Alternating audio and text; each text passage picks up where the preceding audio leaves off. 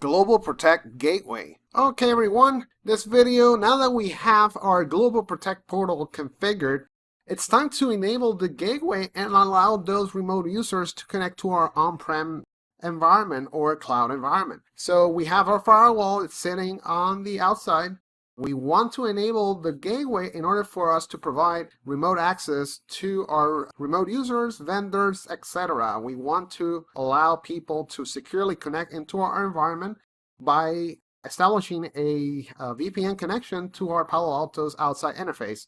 And this is where we configure the GlobalProtect Gateway. Okay, so if you take a look here at my diagram, I have a GlobalProtect client, and this is the application that we are going to download from the portal. So remember on the last video, we configured the GlobalProtect portal, and clients are going to point to either the public IP or the fully qualified domain name in order for them to download the client. Once they have it installed, they're going to point into the public IP that is allocated into the GlobalProtect Gateway configuration. So once we create that GlobalProtect Gateway, we're going to allocate that public IP, and our remote users, either they're going to point to the public IP, or if we sign a certificate, which we definitely need to do a certificate, it's definitely a more secure approach, we'll sign the certificate using a fully qualified domain name, and then if you have a public DNS provider, you can change your public A record to point to the public IP. In this demonstration, we're just going to do it with public IP, but the outcome will be the same if you go into performing a fully qualified domain name.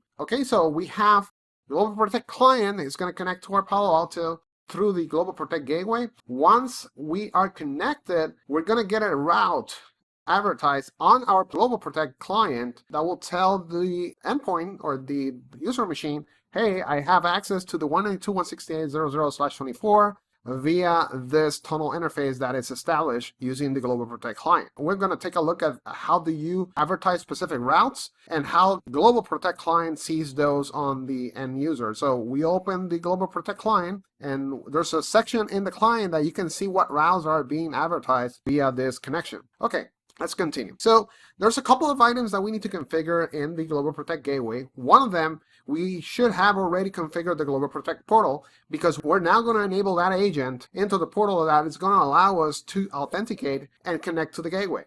We need to also create a tunnel interface, and the tunnel interface is to point a specific source of that traffic either coming inbound or going outbound firewall. So we're going to allocate all of our remote GlobalProtect traffic using that tunnel interface, and then we can apply policies as well. So we can use that tunnel interface as this is the interface that my traffic from my remote users are going to the on-prem environment, and we can apply policies and restrict traffic if we need to.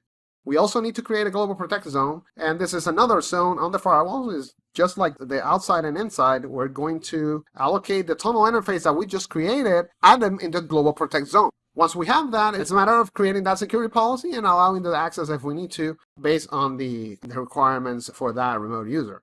And finally, we need to allocate the users that are going to be allowed to connect to, and this is done on the actual gateway. So on the GlobalProtect Gateway settings, we are going to map either the local users or remote users that we have that are going to be allowed to connect via VPN. Once we have all that, we'll basically configure that GlobalProtect Gateway, attach all the SSL settings or the SSL certificate that we have for our GlobalProtect portal into the gateway, and we'll configure the IP pool, and this is the IP pool. It's the private address range that we're going to assign those remote users once they establish a connection. And then finally the agent settings and such. So let's go ahead, let's jump real quick onto configuring that gateway. Now that we have the GlobalProtect portal configured, it's a matter of configuring the gateway and adding those attributes that is going to allow our remote users to establish a connection. Okay, so let's begin. Okay, so I have my firewall here, and this firewall is currently running in Microsoft Azure.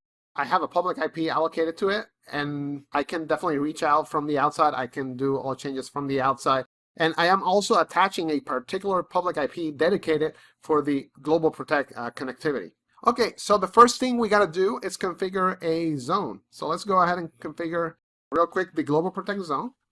We'll make it traditional layer 3, and we're going to leave interfaces as it is for now. And then let's go ahead and configure a tunnel interface. And as a matter of fact, I already have tunnel 1. We can use tunnel 1. If you can see here, it's not attached to anything. It's just, sitting there. Let me go ahead and to GlobalProtect. And let's attach tunnel interface 1. And now we know that tunnel interface 1 belongs to the GlobalProtect zone. So once we configure the gateway, we attach this particular tunnel and we should be good to go. Okay, so we now have the zone and we have the interface attached to the zone. So you can see here. Something very important that we need to do, and we need to enable user identification, because we want to know the users that are connecting via this particular zone so we can inspect their end devices. So if we want to put policies that will restrict or allow users based on what end device are they trying to use to connect to, for example, if we want to have users meet certain security requirements in order for them to connect, then this is done with HIP profiles. In HIP profiles, you can say, well, if the machine is not up to date with Windows updates, I am not going to allow it in. The machine doesn't have an up-to-date antivirus, I am not going to allow it, and such. So you definitely need to enable this. And also, this is a requirement because the Palo Alto is going to take a look at the user attribute once they try to log in or traverse between zones. So make sure that you always enable this, okay? We'll press OK. Okay, so we have this ready. Let's go ahead and configure the gateway. We're going to click Add, and this name we're going to call it GlobalProtect Gateway. Interface, it's sitting on the outside, so we're going to select our interface EAT11. This is my outside interface, and I am going to select the public IP. And you see this is a private IP, and the reason why I have it in Azure, and Azure allocates a private IP, but then it maps a public IP to it. So if you're familiar with Azure, you know what I'm talking about.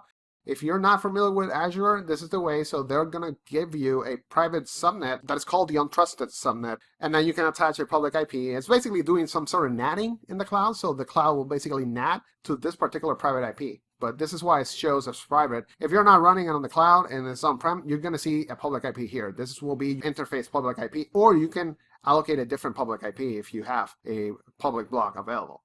Okay, so let's go into authentication. Authentication, we're going to use the SSL service profile that we used to configure that GlobalProtect portal. So once we made that GlobalProtect portal, at some point we had to do an SSL profile so it can have a certificate binded to the service. In this case, I'm just going to use the same one that I was using for the portal. Next, we need to enable client authentication, and this is how the Palo Alto is going to take a look at the particular user attributes as well as the user login to confirm that they're authorized to log in. We're going to click Add, and we're going to say Client Auth. That's a test. Operating system, I am going to allow anything. And then I am going to attach my local authentication profile. And this is the local auth profile that I made on the device, and I'm going to show it real quick. Let me go ahead and show it to you. Let me just press OK, and we'll come back to this slide. Let me go back here. So if we go here in auth profile, and this is where I attach type of authentication that I'm going to grant to GlobalProtect Gateway or any other service in the Palo Alto. In this case, I'm using it for GlobalProtect Gateway. So I'm going to look in my local Palo Alto firewall database for local users. So any local user inside the local database will be matched against this authentication profile. I'm going to press OK. And right now, because this is just a demo, I'm going to allow all. So any user that I have configured here is going to be allowed. And currently, I only have one VPN user. But if I have multiple VPN users, because I am attaching all as my allow list, then I'm going to allow everyone to connect. You definitely want to make sure that you have specific groups, not allow all, because maybe not everyone is entitled to do VPN. So you want to make sure that you have that. And obviously, I'm using local authentication because I am looking for my local user database. Okay, so let's go back. Let me go back here. And so we were here. And now you know why we need that local auth profile. And I am going to let this by default, so username, password, and then enter login details. This will be shown on the actual application itself, on the GlobalProtect client. If you want to change that to something different so that your users are more familiar with your client, then you can do so. You can modify this as you wish. So we have that. Let me go onto the agent. Okay, this is very important. In agent, we're going to enable tunnel mode, right? Because we want to have the GlobalProtect zone available for us so we can create multiple policies, because we can have multiple VPN connections, but I can attach them to separate policies. I don't want to have just one policy. I want to make sure that I can segment connectivity on the GlobalProtect side. So if, for example, I have a group of users are part of HR and I want them to go to the HR resources, I can be granular with that. So just enable tunnel mode, and then we're going to select our tunnel interface, which we selected 1 to be that tunnel interface. Okay? If you want to enable IPsec, you can make this connectivity IPsec. For now, I'm just going to make it simpler for this demonstration, but you can definitely do IPsec. It's way more secure. And then you got to attach a crypto profile for this IPsec type of connectivity. We're just going to click here. Timeouts. So you can say how much time do you want to leave the user logged in, and how long do you want to disconnect if you don't see any traffic from that user, as well as an activity. So I want to make sure that the user is disconnected, auto-disconnected after 3 hours if they're not doing anything on the connection. Client IP pool. I can set an client IP pool here, so I can tell I want to offer this range of private IPs to my GlobalProtect clients. But I'm going to do a client profile that is going to be here. I can also configure this same setting there. In this case, it's going to tell if you put IPs here, I'm going to add those IPs as the tunnel traffic. So the Palo Alto will know that those IPs are part of that particular route or particular tunnel. So the tunnel will be binded to that particular IP. But I'm going to show you, I think, a better way to configure this, which is going via the client settings and then configuring all those attributes here. So now in client settings, I'm going to click add, right? And then we're going to call it client. And then we're going to select user groups or users. In this case, I'm going to leave it in any. IP pools. Okay, this is what I was talking. Let's configure that IP pool range. Let's say 10.0.0.10 to 10.0.0.100. So I'm going to allow over 90 connections into the GlobalProtect Gateway because I'm going to offer over 90 addresses. So if I run out of IPs, then I need to add another or extend the pool or add another range if I want to. And split tunnel. Okay, another thing that is very important. This is where you gotta specify what subnets they're going to be able to reach via that tunnel. So this is how you advertise your internal networks to the GlobalProtect client. So this is how you tell the GlobalProtect client and the end machine or the end user, hey, you're able to reach this networks via this connection. So in this case, because we only have one network based on our slide, which is 192.168.0.0/24. So I'm going to tell all my remote users that they're going to be able to reach this network via their connection. Okay, we'll press OK. So we got that. And network services, this is where you definitely need to configure that DNS entry. So the end machine can reach a DNS server if they need to resolve an internal name for an application or a service that you're offering on premise. In this case, I'm not going to. It's just a demonstration. And HIP, I can configure those policies that I mentioned before, that you can restrict traffic if their users are not meeting the requirements, like they don't have up-to-date antivirus, they don't have enable updates, etc. Satellite. In satellite, if I want to configure a specific tunnel config for this particular section, I can do so. I am not going into detail on satellites. I am going to use the normal agent config for this particular demonstration, but that's something you want to take a look at. It's also another option that you can go ahead and configure the gateway in satellite mode. I am going to do agent mode, which basically is the de facto standard way of configuring it, but you're good to set it up in satellite mode as well. I am going to do agent without IPsec. For this demonstration, we're not going to enable IPsec. So we have pretty much everything that we need. Let me go and click OK. Let me go to portals. And now I got to enable the portal to authenticate my GlobalProtect Gateway users. So let's go ahead real quick here and to the GlobalProtect portal. We're not in the gateway anymore. We're on the portal. Portal config. Okay, we got to make sure that we're using the same authentication profile. Let me go now onto agent, and this is very important, okay?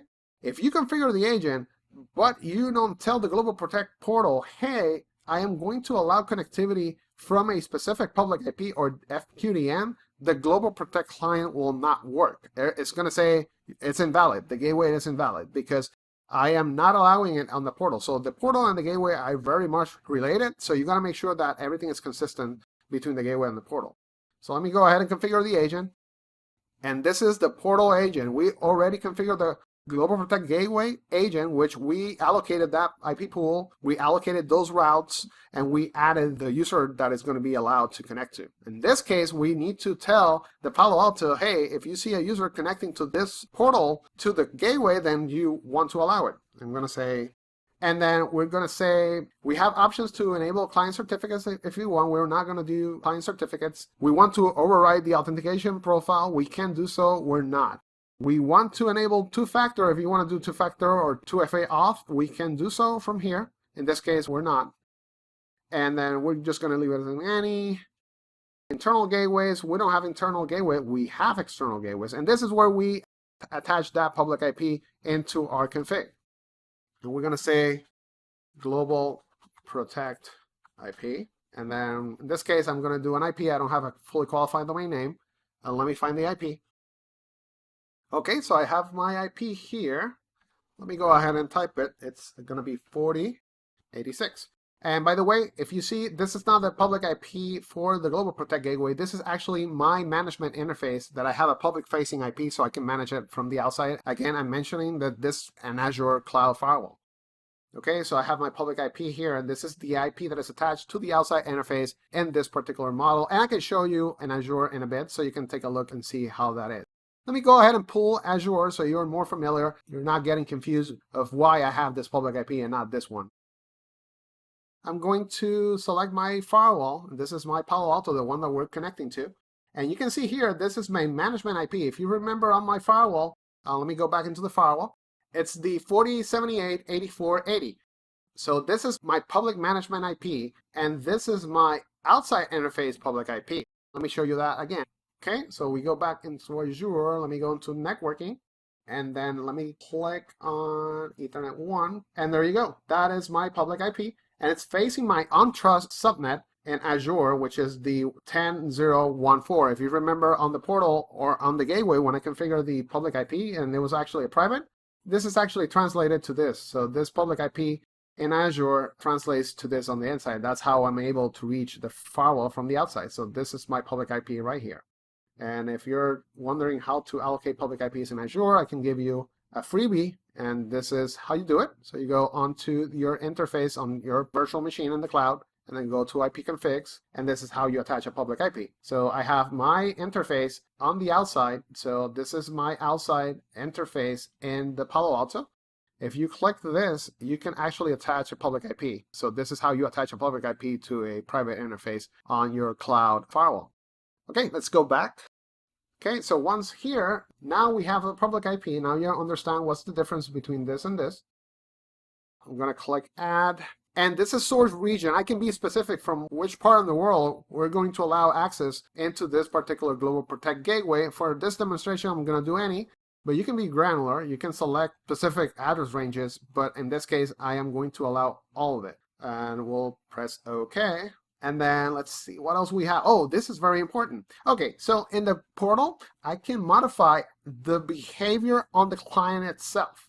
This is one great example. So by default, the Palo Alto will set the client. So the Palo Alto dictates the client how it's going to behave as far as connectivity. If you leave this in default, which is user logon always on, the GlobalProtect client, every time that you boot up your machine, it's going to auto-connect. It's going to try to auto-connect once you log in into your desktop, and you're not going to be able to even disconnect. It's not going to show you a disconnect button. So you got to make sure that you change this to on-demand, which will allow you to do a manual user-initiated connection. This will allow you to have the disconnect and connect, so you can connect as you wish.